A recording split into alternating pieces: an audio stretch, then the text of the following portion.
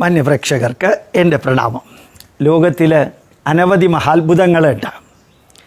ഈ മഹാത്ഭുതങ്ങൾ എന്ന് പറയുന്ന പലതും ബുൾഡോസർ കൊണ്ടൊന്ന് ഇടിച്ച് നിരത്തിയിട്ട് അതുപോലെ ഒരെണ്ണം ഉണ്ടാക്കണം എന്ന് പറഞ്ഞാൽ ഉണ്ടാക്കാൻ വലിയ ബുദ്ധിമുട്ടൊന്നുമില്ല. പക്ഷേ ലോകത്തിൽ ഏറ്റവും ഉജ്ജ്വലമായിട്ടുള്ള മഹാത്ഭുതങ്ങളിൽ ഒന്നാണ് പത്മനാഭസ്വാമി ക്ഷേത്രം.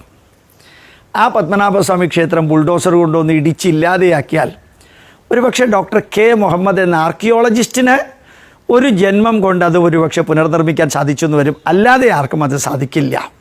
അങ്ങനെയുള്ള പത്മനാഭസ്വാമി ക്ഷേത്രത്തിലെ ഗോപുരം മാത്രം നോക്കിയാൽ അറിയാം, 97 ടൺ ഭാരമുള്ള ഒരു കല്ലാണ് പത്മനാഭസ്വാമി ക്ഷേത്രത്തിൻ്റെ ഗോപുരത്തിൻ്റെ മുകളിലുള്ളത്. ശ്രീപത്മനാഭൻ്റെ മുമ്പിലുള്ള ഒറ്റക്കൽ മണ്ഡപം 970 ടൺ ഭാരമുള്ള കല്ലാണ്. 10.25 മീറ്റർ നീളം, 10.25 മീറ്റർ വീതി, 1.25 മീറ്റർ ഉയരമുള്ള ആ കല്ല് തിരുമല എന്ന് പറയുന്ന സ്ഥലത്ത് നിന്ന് എങ്ങനെയാണ് പത്മനാഭസ്വാമി ക്ഷേത്രത്തിലേക്ക് കൊണ്ടുപോയത്? ഒന്ന് ചിന്തിക്കാൻ പറ്റുമോ? ഈ 97 ടൺ ഭാരമുള്ള ഈ കല്ല് ഈ ഗോപുരത്തിൻ്റെ മുകളിൽ എങ്ങനെയാണ് കയറ്റിയത് എന്നുള്ളതൊന്ന് ചിന്തിക്കാൻ പറ്റുമോ? മാർച്ച് 21-ാം തീയതി, സെപ്റ്റംബർ 21-ാം തീയതി നിങ്ങൾ കിഴക്കേ കോട്ടയിൽ ഒരു 2.5 മണിക്ക് നിൽക്കുകയാണെങ്കിൽ കറക്റ്റ് ഈ 2 ദിവസം മാത്രം പത്മനാഭസ്വാമി ക്ഷേത്രത്തിലെ ഗോപുരത്തിൻ്റെ 5 വാതിൽക്കൽ കൂടി സൂര്യൻ ഇറങ്ങുന്നത് കാണാൻ സാധിക്കും. ആ ഗോപുരം ഉണ്ടാക്കിയത് അസ്ട്രോണമിക്കൽ പാരാമീറ്ററിൻ്റെ അടിസ്ഥാനത്തിലാണ്. ഭൂമധ്യരേഖയിൽ സൂര്യൻ വരുന്ന സമയത്താണ്. അതിലെ ലെഫ്റ്റ് ഹാൻഡ് സൈഡും റൈറ്റ് ഹാൻഡ് സൈഡും ഒരേ മിറർ ഇമേജാണ്. ഇത്ര വലിയ കല്ലുകൾ ഒരു പോർട്ട്ലാൻഡ് സിമൻറ്റും ഇല്ലാതെയാണ് അത് നിർമ്മിച്ചിരിക്കുന്നത്. അത് ഇങ്ങനെ മുകളിലേക്ക് കയറ്റി വെച്ച ഒരു കാലഘട്ടത്തിൽ ചക്രവർത്തിമാരെ നോക്കാം. ഷാജഹാൻ താജ്മഹൽ ഉണ്ടാക്കിയവൻ്റെ കൈവെട്ടി, പത്മനാഭസ്വാമി ക്ഷേത്രം ഉണ്ടാക്കിയവൻ്റെ കൈവെട്ടിയില്ല. അവർക്ക് സ്വർണ്ണ വളയും സ്വർണ്ണ മോതിരവും കൊടുത്ത് അതുപോലെ ഒരു 9-10 ക്ഷേത്രങ്ങൾ ഉണ്ടാക്കാൻ ചിദംബരത്തും കുംഭകോണത്തും രാമേശ്വരത്തും മധുര മീനാക്ഷി ക്ഷേത്രത്തും ശുചീന്ദ്രത്തും എല്ലാം ഉണ്ടാക്കാനായിട്ട് അവരെ പ്രോത്സാഹിപ്പിക്കുകയാണ് ചെയ്തത്.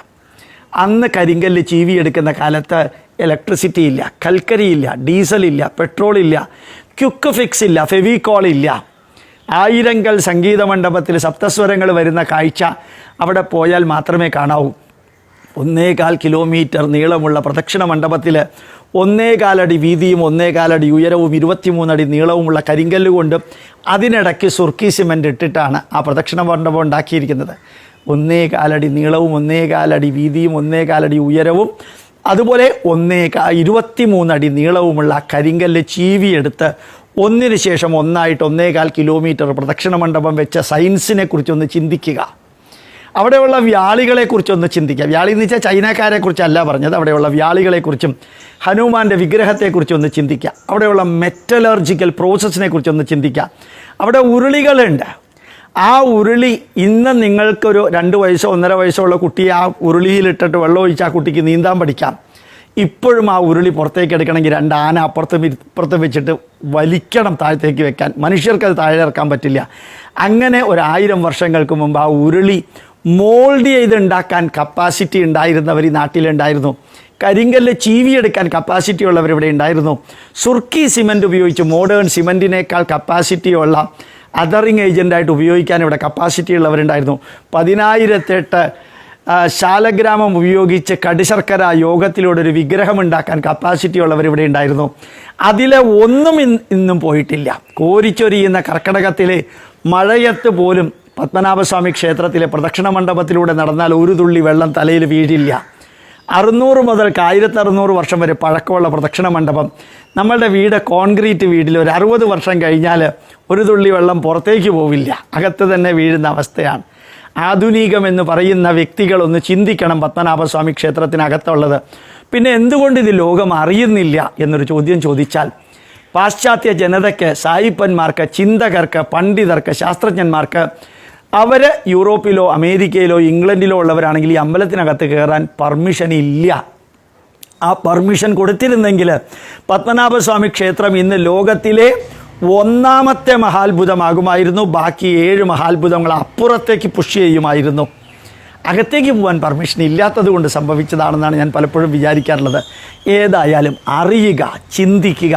പത്മനാഭസ്വാമി ക്ഷേത്രത്തിനകത്തുള്ള മെറ്റലർജിക്കൽ പ്രോസസ്സ്, പത്മനാഭസ്വാമി ക്ഷേത്രത്തിനകത്തുള്ള ഗ്രാനൈറ്റ് പ്രോസസ്സിങ്, പത്മനാഭസ്വാമി ക്ഷേത്രത്തിനകത്തുള്ള ഓരോ തൂണും അതിനെ കാർവ് ചെയ്തെടുത്തിരിക്കുന്ന മഹാനുഭവന്മാർക്ക് അവരെ സ്ഥപതികളെന്നും സ്ഥാപത്യ വൈദികരെന്നും പറഞ്ഞ് അവരെ പുകഴ്ത്തി പൂജിച്ച ആ പത്മനാഭസ്വാമി ക്ഷേത്രത്തിനകത്ത് ഞാൻ പറയാറുണ്ട്, ഹിന്ദുവും ക്രിസ്ത്യാനിയും മുസൽമാനും പോകണം, അവർ കാണണം ഈ നാട് എന്തായിരുന്നു എന്ന്.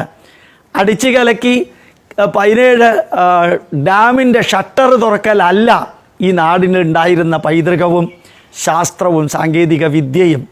അതൊക്കെ പറയാനും പഠിക്കാനും പഠിപ്പിക്കാനും പ്രചരിപ്പിക്കാനും പ്രവർത്തിക്കാനും പ്രതികരിക്കാനും കപ്പാസിറ്റി ഉള്ളവരുടെ നാടിനെ ഇങ്ങനെ മുടിപ്പിക്കുമ്പോൾ പലപ്പോഴും വിചാരിക്കാറുണ്ട്, ശരിക്ക് ഈ നാടിനെക്കുറിച്ച് അറിയാത്തവരുടെ കയ്യിൽ ഈ നാട് വന്നാലുള്ള ഗതികേട് എന്താണ് എന്ന്. പത്മനാഭസ്വാമി ക്ഷേത്രത്തിൻ്റെ ആചാരങ്ങളും അനുഷ്ഠാനങ്ങളും അത്രയ്ക്കും സൂപ്പറാണ്.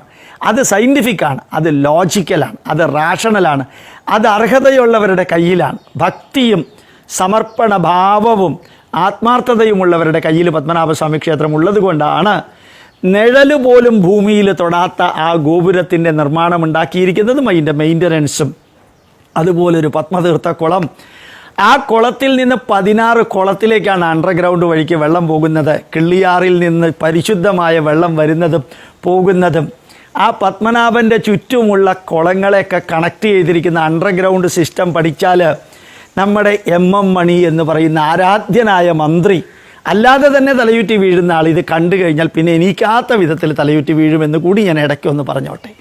ഈ നാടിൻ്റെ ശാസ്ത്ര സാങ്കേതിക വിദ്യകൾ അറിയണമെങ്കിൽ തിരുവനന്തപുരത്തെ പത്മനാഭസ്വാമി ക്ഷേത്രത്തിൻ്റെ നേരെ ചുറ്റുമുള്ള മതിലുകളൊന്ന് നോക്കാം. അത്രയും നീളമുള്ള മതിലുകൾ തമ്മിൽ ഫിക്സ് ചെയ്തിരിക്കുന്നത് എന്തുപയോഗിച്ച ഒരു വലിയ ഗ്രൂപ്പ് സ്വിറ്റ്സർലൻഡിലെ ശാസ്ത്രജ്ഞന്മാർ വന്ന് നോക്കി എങ്ങനെയാണ് ഇത്ര പെർഫെക്റ്റ് ആയിട്ട് കാർവ് ചെയ്തിട്ട് അത് ഫിക്സ് ചെയ്ത് വെച്ചിരിക്കുന്നത്. ഒരു ഉത്തരവും അവർക്ക് കിട്ടിയില്ല. സത്യമതാണ്. ആ പത്മനാഭസ്വാമി ക്ഷേത്രത്തിൻ്റെ ചുറ്റുമൊന്ന് നടന്നു നോക്കുക. ആ കോട്ടം അതിൽ ഇത്രയും ആംഗിളിൽ വെച്ചിട്ട് ഓരോ കരിങ്കല്ലും എങ്ങനെയാണ് വെച്ചിരിക്കുന്നത്, ഇപ്പുറത്ത് കരിങ്കല്ലിൻ്റെ ആപ്പ് വെച്ച് അതിനെ ടൈറ്റാക്കിയിരിക്കുന്നത് എങ്ങനെയാണെന്ന് നോക്കാം. ഇതൊക്കെ നല്ല തുറന്ന മനസ്സും തുറന്ന കണ്ണും തുറന്ന ചെവിയും ഉണ്ടെങ്കിൽ ഇതൊക്കെ മനസ്സിലാക്കാൻ സാധിക്കും. ശ്രീപത്മനാഭ എന്ന് ആരെങ്കിലും വിളിച്ചിട്ടുണ്ടെങ്കിൽ ഇത്രയും സയൻസും സാങ്കേതിക വിദ്യയും ആത്മീയതയും ആചാരങ്ങളും അനുഷ്ഠാനങ്ങളും തിങ്ങി നിറയുന്ന ഒരു കേന്ദ്രത്തിൻ്റെ അധിപതി. ആ ക്ഷേത്രത്തെ ചുറ്റിപ്പറ്റിയായിരുന്നു തിരുവനന്തപുരം വളർന്നതും ഇപ്പോഴും വളരുന്നതും ഉയരുന്നതും എല്ലാം. അതുകൂടി മനസ്സിലാക്കാൻ നിങ്ങൾക്ക് സാധിക്കട്ടെ. പ്രണാമം, നമസ്കാരം.